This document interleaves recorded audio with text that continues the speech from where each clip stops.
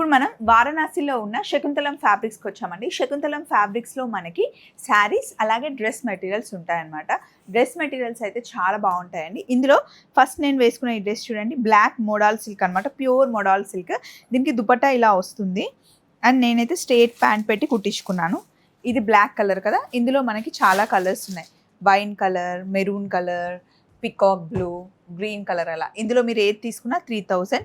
And ఇక్కడ జామ్దాని మనకి 1500, 1800, 2000 ఆ రేంజ్ లో చాలా ఉన్నాయి.